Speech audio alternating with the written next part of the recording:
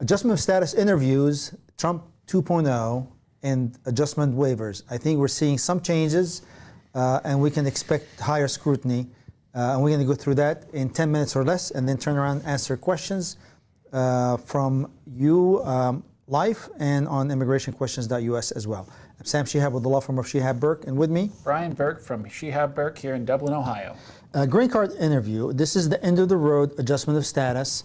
Yeah. Very quickly, an adjustment of status is an application to prove that you are a person that do not have inadmissible problems, medical, political, criminal, and you're ready to join the U.S. society, the American society, become a permanent member of the society as a permanent resident. And that's what the adjustment of status it does. By law, interview is required, Brian. Yeah. But we've gotten used to waivers of these interviews and a lot of things. They have the authority, well, to be clear, they have the authority to waive an interview because plenty of people in our audience have gotten green cards, without an interview. And we see a shift in the opposite direction towards really what the law is called for, which is we can interview everybody. Yeah. Now, that's fine. I have no problem with it, except that is going to slow things down significantly. Yeah. I haven't looked at the numbers of how many, people apply for a green card in the United States a year, but, the bottom line is it takes time to do an interview. I go to a lot of interviews. The last one I went to probably took hour and a half, easy for husband and wife for a family case. So, it eats up time, and that's a government employee who can only do so many of those in a day. That's that, yeah. That as not as many as our partner, Cheryl Brico. Yeah. Who is practicing law, but started practicing at a time when there was no waiver whatsoever 20, 25 years ago. I think she's done over 1,000 interviews with USCIS. I suspect I'm somewhere above 100 at this point, but we do a lot of employment and immigration around here, and basically. Sorry, Brian. Cheryl did more than you did. I have no doubt. I have this lovely. Here's the thing I usually tell people anymore. It's I'm going to catch up to Cheryl someday, but I usually say I've been to so many I can't tell you how many I've been to anymore. Yes. Back on the topic. Yeah. So we're definitely seeing clear trend in the family application that we can share, and we can also share what we expect to be the trend in the employment application. Yeah. So let's dive into the family application. It's been a couple minutes. Let's talk trends. Yeah. So trends for family applications, it's number one, obviously, already said, waivers are a thing of the past. I only really started seeing waivers for marriage-based green cards probably during the back quarter of the Biden administration. Prior to that, I don't think I'd ever seen one. And, those are a thing of the past. It was always to be said that, marriage-based cases face some of the highest scrutiny that you're going to get because they're very paranoid about people trying to get a green card through marriage because they think, well, it's very easy to fake a marriage is the bottom line. And that's that. So if we talk about the trend, we're going to talk about marriage, family-based immigration. Trend one is interviews for all. Trend two is those interviews that I've been to for family-based immigration cases have been more thorough than I have had in the past. Again, I was at one last Thursday, I believe it was, and I spent an hour, with my client, just the one who's immigrating, getting a little bit grilled by an officer over the issues. When historically, sorry to finish my thought, I was seeing, 20 minutes for somebody immigrating, Yeah. With the family interview, there's definitely a dilemma because the officer can clearly create a conflict of information at any time and build a case for denial for anybody. Yeah. The only one that you cannot probably do that is if you have been married for 10 years and have 4 kids born already, and that the evidence is in the children, right? And they're running around the interview and driving the officer crazy, and he wants them out of here because this marriage is clearly, unquestionably true Yeah, having those kids is always nice though, because basically, here's my baby. Do you really want to have this conversation with me as to whether or not my wife who's here with me are married? But this is the exception. Yeah. What we see is fresh marriages, relationship that just got built, and then they walk into the interview, and now they grill them to a level of intensity where conflict can easily be drawn. So expect some of that, unfortunately, and I think preparing the client for a proper interview is crucial. And here's what I tell people, unfortunately, the higher the sophistication of the client, the easier the client can handle the questions, because we're trained to analyze, break down information, and respond in an accurate way. The less sophisticated the client, the less educated the client. Less time in this country for the client. The more vulnerable. These are vulnerable people who can definitely be grilled and be torn apart, and they can build cases against them.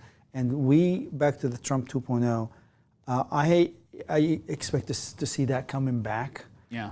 In which case, the disadvantage is for the people who are not brain trained enough to handle the type of intense interrogation that they must do. Yeah, if you're new to this country, come from a different culture, we are a sort of a facts and details sort of obsessed society, and obviously, USCIS is very concerned about the details in an interview like this. I was at an interview recently with a gentleman, his wife said, he spells his name different ways on, each day of the week, depending upon how he feels. And that's like sort of, incompatible with our sort of accurate to a T immigration world. But you just sort of talking about, the sort of intensity of information and what they ask for. One trend I've noticed recently, especially in family-based interviews, is they're coming faster. I have been to interviews in June for cases that we filed in January. And it's kind of important to think about this, because if you are recently married, and then you file for a green card, if cases are taking about a year, right? You have 1 year of time to sort of build that good evidence and more rapport, more knowledge about your spouse and their life. If you're married for 3 months and then they turbocharge your case to an interview, you are fighting a bigger uphill battle in terms of having the information you need about your relationship in your head, because it's just less time on it. Yeah. And the family cases are difficult, and we see more grilling and more requests for evidence. More documentation needed.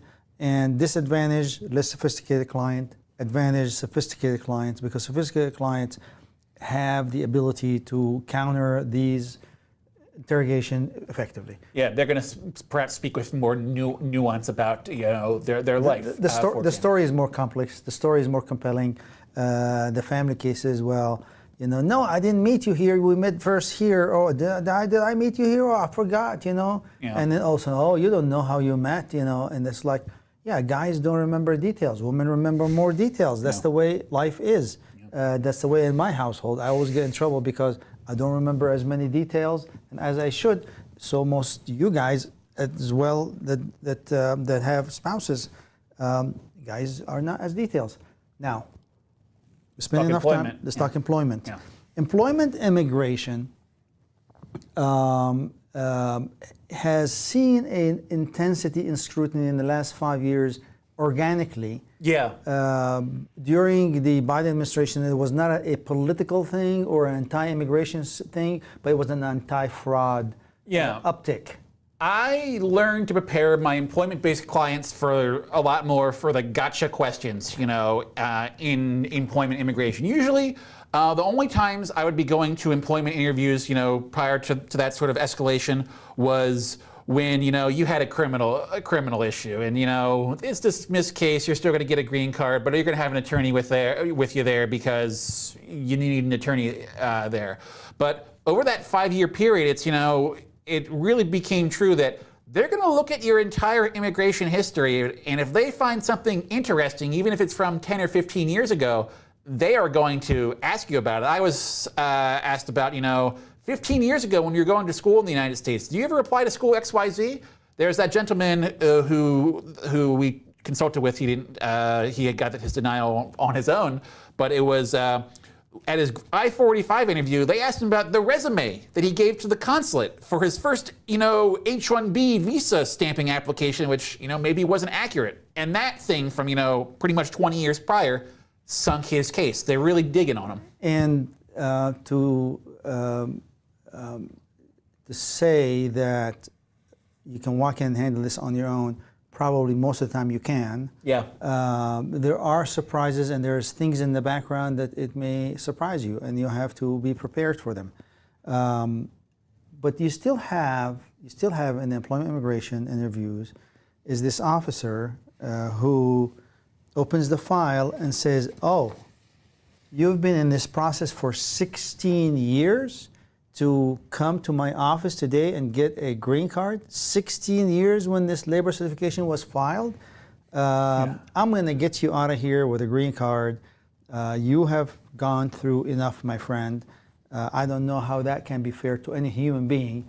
And works cooperatively, fairly, but cooperatively with the client in family employment immigration, and exit this guy. And by the time he hits the key on his car, gets the notification that his green card is approved. This has happened last week from a listener that we had here that we have trained and coached for the presentation. He had some wrinkles in the past that was very concerning to him, and through an intense back and forth representation, we were able to prepare him make him comfortable, provide the legal foundation. That's so important, making somebody comfortable. If you have an interview, whether you're going to bring an attorney or not, you should talk to somebody, because knowing what the process is going to be like is essentially relieving for so many people. 100%. So to summarize, employment immigration, I think we have had enough scrutiny, and I want to spend a moment on spouses of employment immigration for a moment.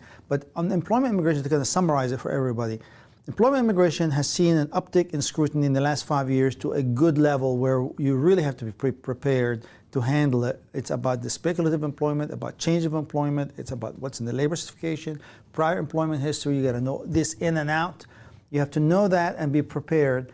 All the difference, I think, right now with Trump 2.0 is I think we're going to see a significantly more frequent interview at that level of the heightened scrutiny standard that we're expected to have to go through. When you bring that up, one of the things historically I used to think about the local field office USCIS officers is that they didn't really seem to have much knowledge about employment immigration, for somebody from India, how long they've been waiting, or, what an H-1B visa is, or what their I-140 looks like. Because most of the time they're doing, family-based interviews, and they weren't interviewing employment folks that much. And this intense scrutiny, I'd say, probably reflects better education about employment-based issues in USCIS. Just on Thursday, I was downtown for an interview. It was a family-based one, but on this officer's wall, he had a little note for himself. It was cases that don't require I-485J.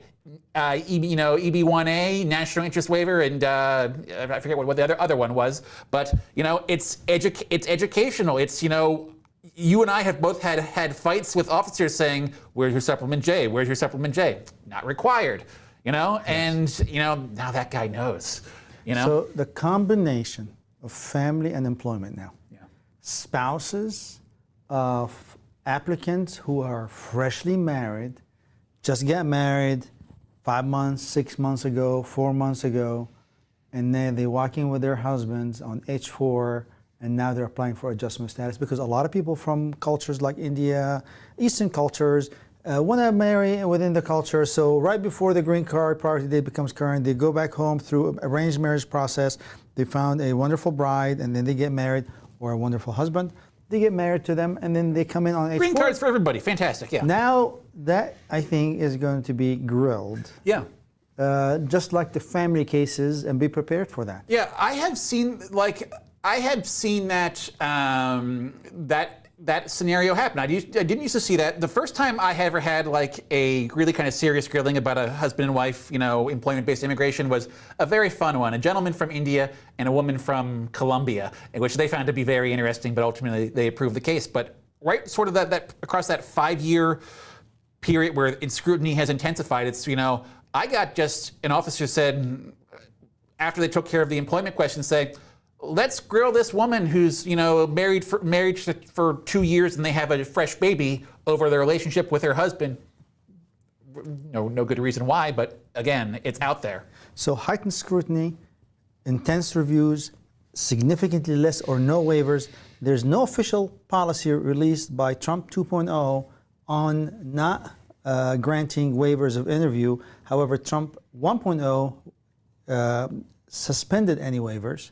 So Trump 2.0, we expect maybe not written, but the spirit of the attitude is that waivers may not be granted or will be scarcely granted. I mean, practically speaking, if we're told to put stricter scrutiny on cases, it just requires, a stricter level of confidence to get to that waiver, essentially. Yeah. So we have a good question about EB1A interview. So this is, since it's relevant, let's take it first.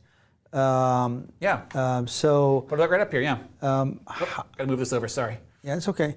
So EB1A interview should be, well, there's two types. There's many, but I put them in my head at least in the two Venn diagrams, or one Venn diagram with two circles. One is bona fide of the job. Two, grounds of inadmissibility. In my opinion, employment based, at least in my head. So the EB1A, rarely do I see a quizzing on the bona fide of the job because the EB1A is self-petitioned. Now, it will raise eyebrows if you are now purchased a gas station and you're running it on your EAD, but you did your EB1A on nuclear science. That would be a slight problem, and that would be noted by the officer. But other than that... Well, it'd be noted if they're an EB1A expert, perhaps, I guess. Yeah. Now, on the grounds of inadmissibility, they don't change. Ground of inadmissibility, medical background, political background.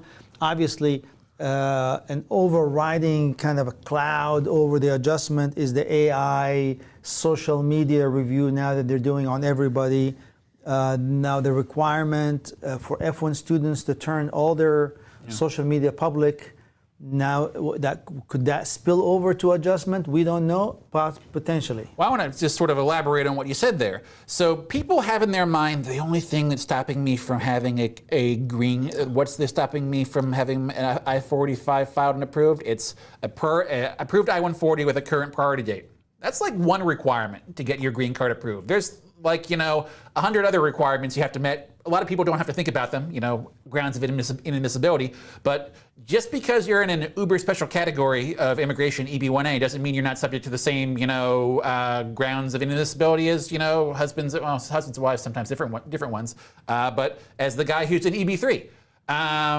That's that. And still, you're going to find a lot of local USCIS officers, field officers who don't know a lot about employment immigration, so maybe they won't be wowed by the fact that you're in, EB1A. But anecdotally, for our question asker, I got maybe end of the year a EB1A approval for a guy working at a FANG Silicon Valley, company, and filed an I-45 for him.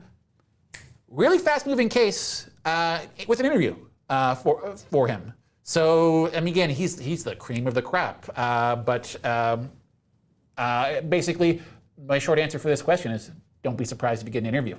Yeah, absolutely. Yeah. All right, so let's take some questions here, and we're going to go to immigrationquestions.us, which is our website where we take questions during the week and see if we can answer some of them. Anybody that drops a question over there gets it live back here, or we get an email back answering their question on immigrationquestions.us. But for right now, we have a question from Ahmed Hamad. Yes, sir. I know family-based green cards are getting interviewed. Did you see this trend also with self-petitioners like employment-based NIW? We just answered that question. Yeah. Well, like we said, just I guess executive summary. We expect that you'll be interviewed. Yeah, I did have a recent EB1A green card approval where he didn't get interviewed, but he also upgraded his EB2 case to EB1A. So I think he was interviewed, years ago prior, as they sometimes do. As an aside, just because they're interviewing you doesn't mean you're getting your green card immediately. They're randomly choosing to interview And that's one of people the with things not current priority dates. Yeah, Attorney Joe Morhart from our office was saying that we asked him, he's seeing a lot of early interviews, pre-priority date, and people are saying, why are they doing that? Does it mean there's something wrong with my case? It doesn't mean anything. It just for whatever reason you require an interview, and well, do it now, so we check that box essentially.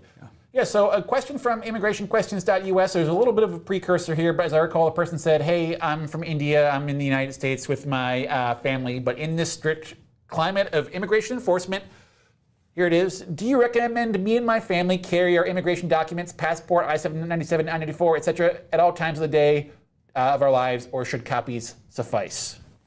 Excellent question. Yeah.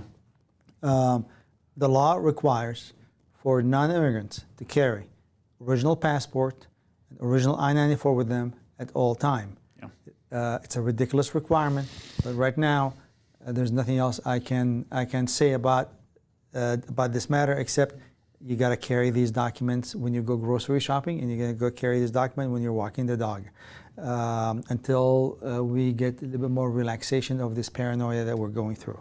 Yeah. Brian, what about permanent residents? What do they should carry with them? Should carry their green card. What about U.S. citizens? U.S. citizens are not required to carry anything. And me being native born out there on the East Coast, I don't think I have to worry too hard about getting harassed by... Why? Because you look different? No, because I look like what they expect, frankly, and I sound like what they expect. But if you're a conscientious U.S. Citizen who is naturalized, I would be inclined to, don't carry your beautiful citizenship certificate around, but some sort of evidence that you're a U.S., maybe a copy of that naturalization certificate just folded up in your wallet there. In these crazy times, it doesn't sound like a crazy idea. Crazy times require crazy responses. Yeah, I agree. All right, so let's take the next question here from Life, Brian. Sir. Would that be right here? Yeah. In the chat. Yeah. So make sure we're not missing anybody here. So we get Ahmad. So the next one here. From Mercedes AMG. Hi, Sam, Brian. Thanks for doing a good work. We appreciate it. What is their recent rate interview for EB3? Number two, given the fact that USCIS employees were fired, what's the likelihood it's still being interviewed for EB cases? So I don't know what let's talk. So I think there was like a layoff of USCIS. I'm pushing that out of my memory, but at the very least there was the buyouts was offered to USCIS as well, but I'm not sure. But I think there was a layoff at USCIS, and you know how I can confirm that? The date of it? Yeah. Is by doing a quick Google search here, because I do remember seeing this. Let's see here. This is from. I'm going to go to the news results. It's better than these AI results. That's a map. News. Here it is. Nope. Well, take these with a grain of salt. These are the AI results from Google. 400 layoffs at Homeland Security, including at least 50 USCIS, were laid off in February 2025. That's that. So, let's answer the question. Yeah. What is the recent rate interview for EB3? So I don't have a rate to share. Yeah. The feeling is that waivers will be scarcely granted, and all EB3s and EB2s will be interviewed, and as well as other ones. Yeah. So all adjustment will be interviewed, in our opinion, or most of them. I don't think these layoffs change anything about the policy. Yeah. The expectation is you're going to be doing these cases. Interestingly, I think there's a little bit of fear of losing their jobs. I think they're moving things quicker. That's one theory of it. Yeah, I mean, I don't have an alternative for you on that one. Like, again, if they posted online for here in Columbus for family-based I-45s, they say the online normal case processing time is 13 and a half months, I think it is right now. But again, I have seen a ton of them, 6 months, which is really great if they're going to approve your case. But if again, like I said earlier, you've been robbed of the opportunity to shore up your case, get more evidence of your life together with your spouse. Right. Yeah. That's a concern. Yes. Yeah. All right. Let's see here. Question from Ryan here who's dealing in the world of that MTR, and for MTR, if they send RFE for a 45, does it mean the case is open? And my answer to that one is you have to be.